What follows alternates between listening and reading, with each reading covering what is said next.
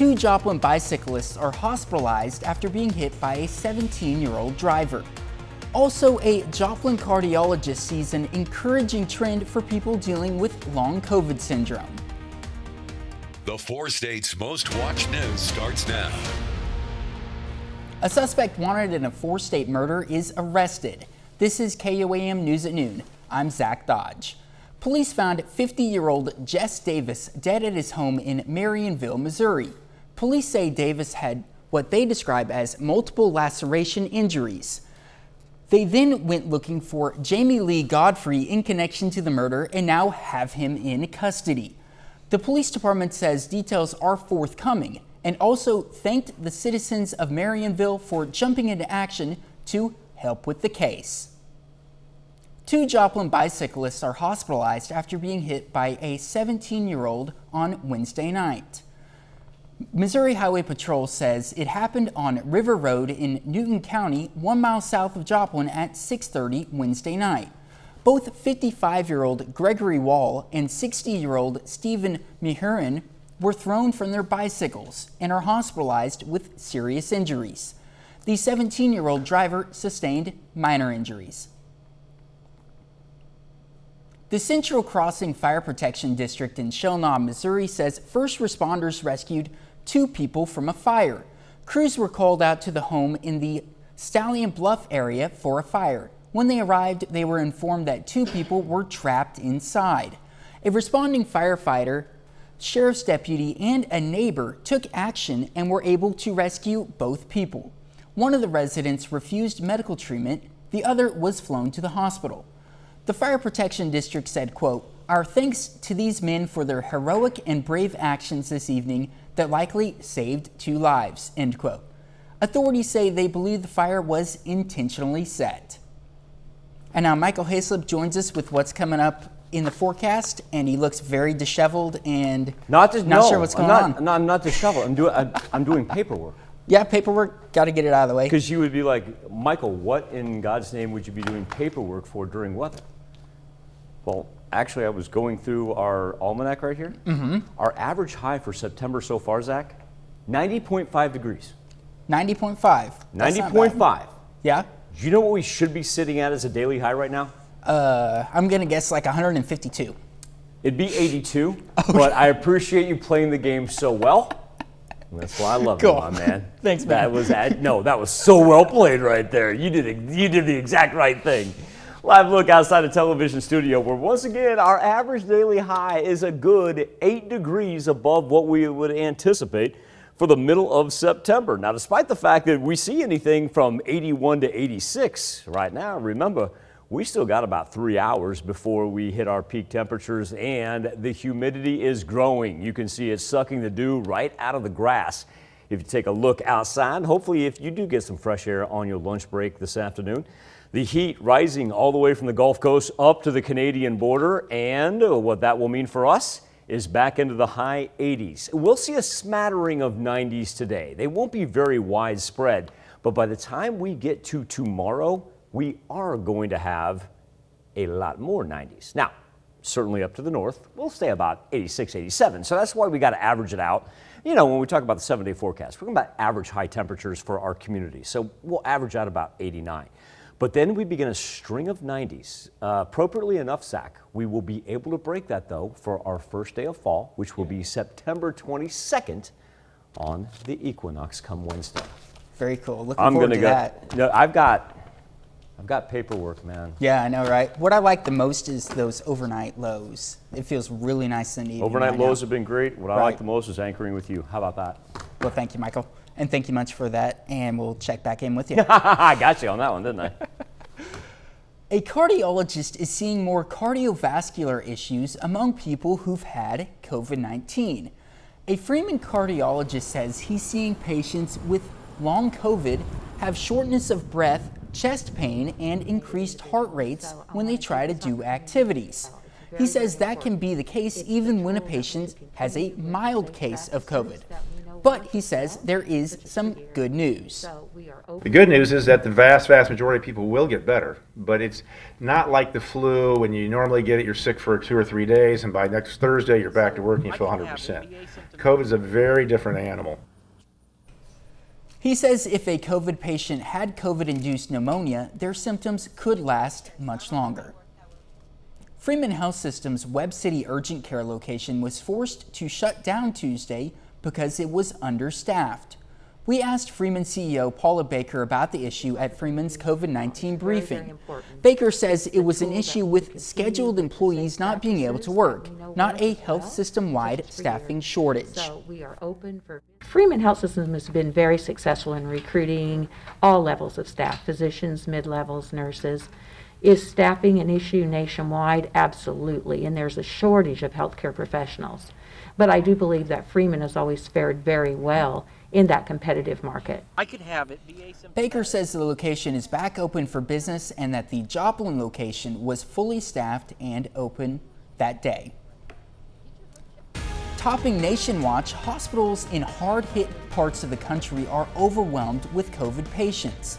In Florida, at least 50 hospitals are at 100% occupancy in their ICUs.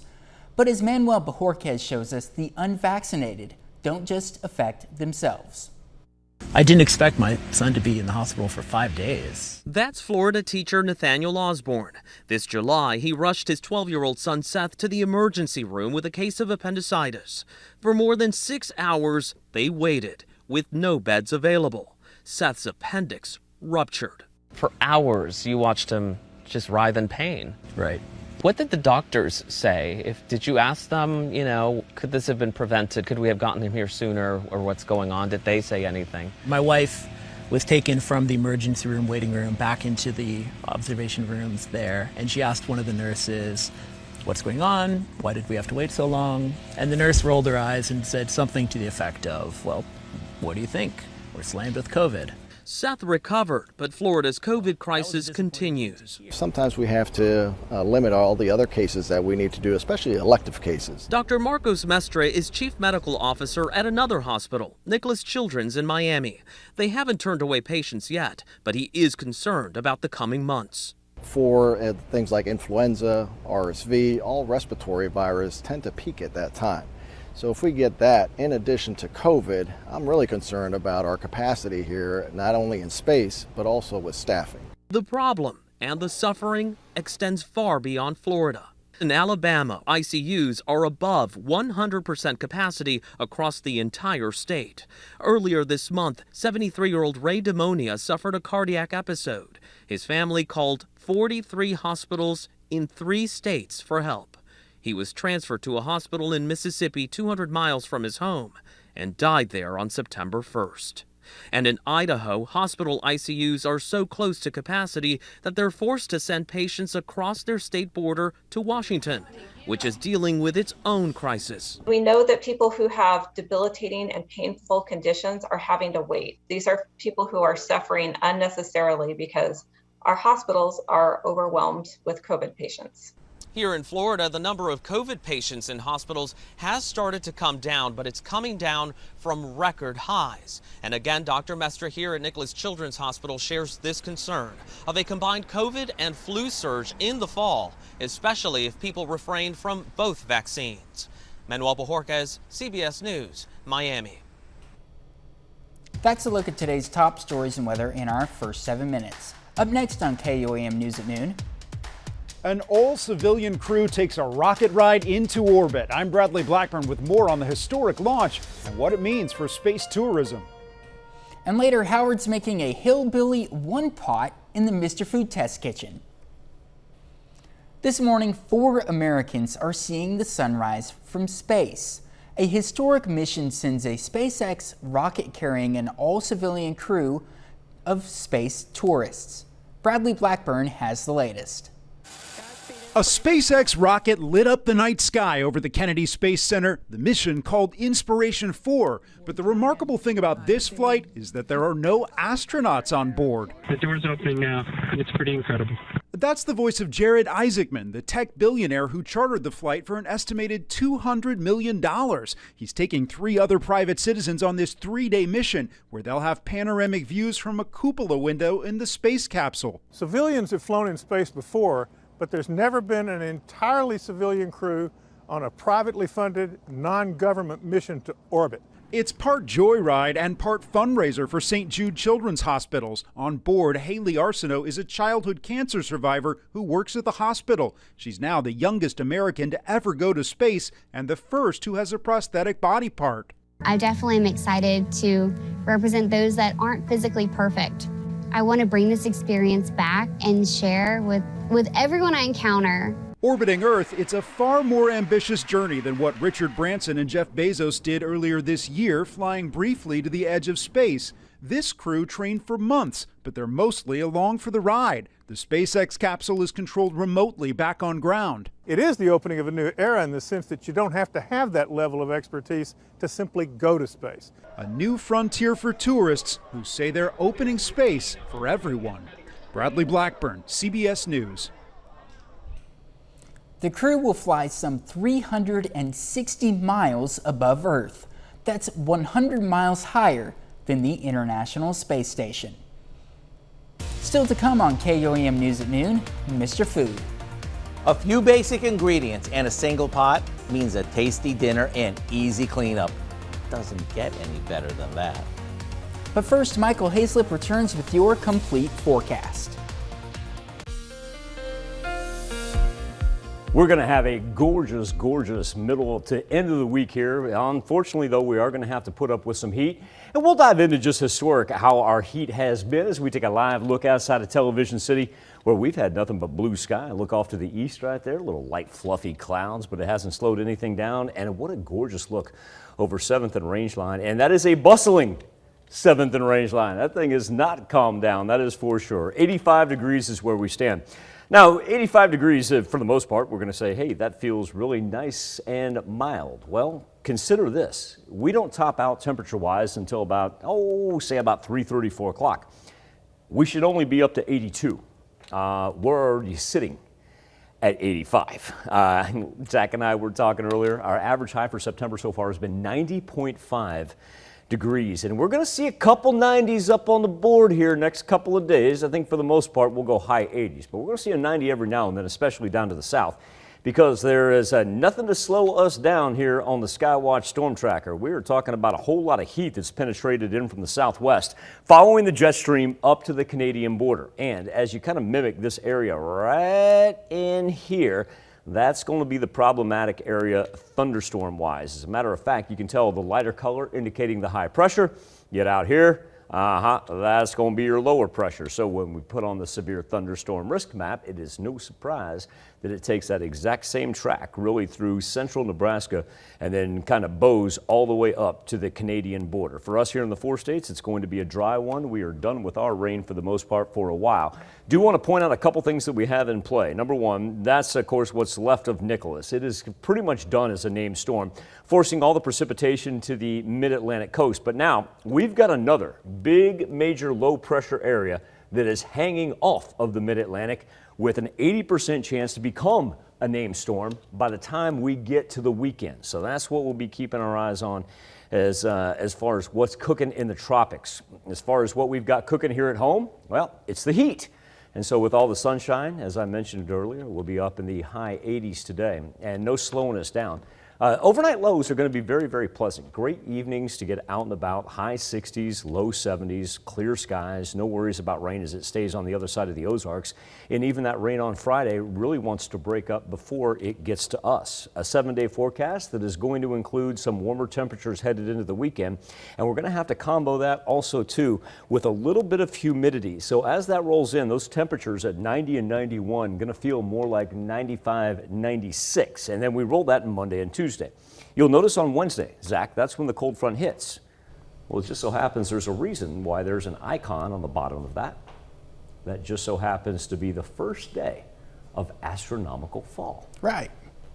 I'm looking forward to those cooler temperatures too, because right now it feels like Mother Earth is trying to cook us at the moment. She's a fickle mistress. Right. I'll let you take it up with her. I don't get in the way of these arguments, my man. Yeah, no thanks. I'm just going to keep my mouth closed aside from that little comment there. Oh, wait, that's right. You're married as well. You get it. You know how it works. Smart man. Sure, right. Yeah. Thank you, Michael. We take this time now to honor today's four-state hero. Sergeant Matthew Snyder served in the U.S. Army. The soldier from Alba, Missouri joined the military in 2002. He served 2 tours in Iraq with the 519th Military Police. To Matthew Snyder, we thank you, our four-state hero. A lot of people love the idea of cooking, but at least for me, finding the time is a completely different story. Well, Howard's got a super easy, super delicious recipe today with only a little bit of cleanup. It's called Hillbilly One Pot, and it's on the Mr. Food Test Kitchen. You know, one-pot cooking is something that I've always been a big fan of. So when I came across this longtime favorite, I knew I had to share it with you. Not only is it made start to finish in a soup pot, but it's budget-friendly too, which is great right now since we're trying to set aside a few extra dollars for the holidays. We start by sauteing a good amount of ground beef in a pot until it's well browned. To that, we add some beef broth, a few cans of black-eyed peas, which are packed with protein and are really reasonable, a diced potato, some chopped celery, onions, and carrots, and a few off-the-shelf spices. After it comes to a boil, we'll lower the heat and let it simmer until our potatoes are tender. This is when all the flavors come together. When it's done, serve it up with some crusty bread and go to town. It's so simple, you'll probably want to add it to your weekly dinner routine. If you'd like the recipe for what we call our Hillbilly One Pot, all you have to do is visit our website. I'm Howard in the Mr. Food Test Kitchen, where today we found an all-in-one way for you to say, ooh, it's so good. You can find this recipe along with a lot more good food from the Mr. Food Test Kitchen online.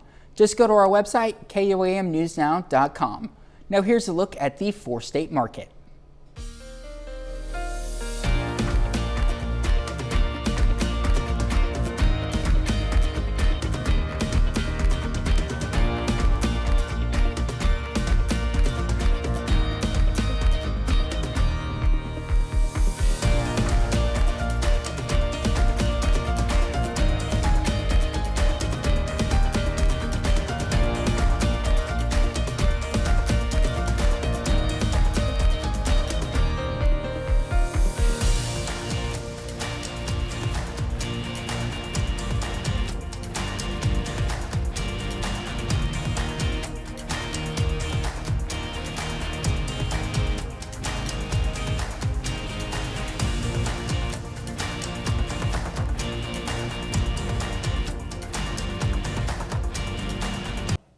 Seven-day forecast has temperatures up into the high 80s today, and just stay on the 7-day for a second, because Mr. Quick is going to take care of my paperwork, and I'll explain why here in a second.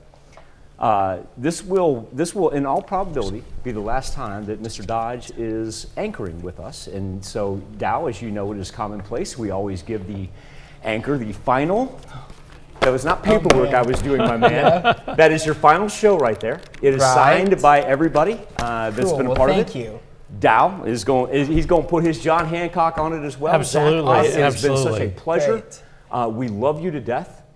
Best of luck. You don't need luck, man, with your future endeavors. You're going to be awesome, and you Thank you very awesome. much. Yeah. We love you. It's a big loss for us, but good for you. Yeah, thank you. Congratulations. And it's been great working here over the last, it's been almost 6 years now since I started as a news assistant here. So it's been a lot of fun and really great being able to continue to learn and grow and get into doing this, which is just blows my mind. Being able to stand here and anchor with you, Michael, and on occasion, it's really fun. I love you, thank man. you. I promise we're going to have more great news at 5, but we wanted to say goodbye to Zach in a fitting fashion. Thank you for joining us here on the KOAM News at Noon. We'll see you right back here at 5 o'clock.